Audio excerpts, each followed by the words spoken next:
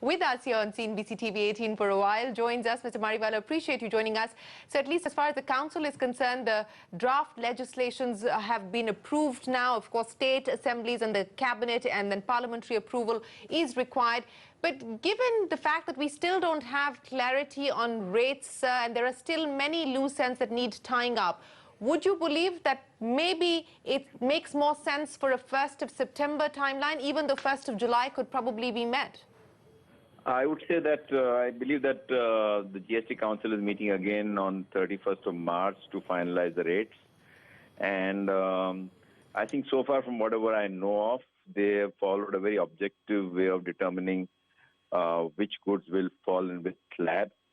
The whole objective is to ensure that the slab which you fall into is very close to the current effective tax rate.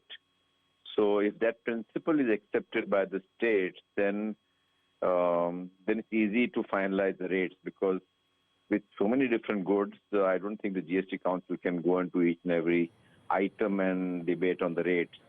From what I understand, if the current effective tax rate is from 0 to 3%, it will be in the completely exempted list, 0%. From 4 to 8, it will be in 5%. 9 to 15, it will be 12. 16 to 21, it will be 18. And the rest will be 28. And now, today, I think they've announced certain caps in terms of cess and all. So I think a lot of work has gone into this by the committee. And I think if it is very objective, and in that case, I think the states will have to agree to this way of determining which goods fall into which category, which classification. So a lot depends on 31st March.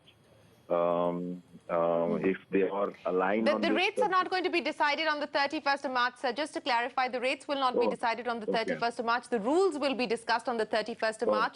And the fitment conversation, which is about the rate classification, will happen post that. Oh, really? Okay. I think the rates have to be finalized also, in my opinion, to get a correct picture for the industry to implement GST. So a lot will depend on when the rates will get finalized and what is going to be the process of finalization of rates. Is it going to be consensus? Is it going to be very objective method where everybody accepts what the center and the committee which is finalized the rates says? So I think a lot of that depend on that. And then on top of that, there are a lot of exemptions currently within the rate for different items. How these exemptions are to be treated is very, very important, because that adds to complications. For example, I think kerosene is exempted for certain raw material making, certain petrochemicals and things like that. So a lot will depend on how these exemptions are handled and how the rates are finalized.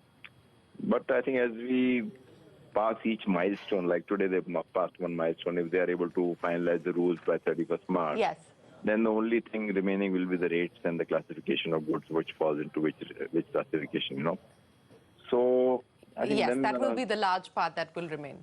Yeah, and the industry needs 3 months clear kind of advance time to gear up. Time period, So I still feel I don't know about 3 months, sir.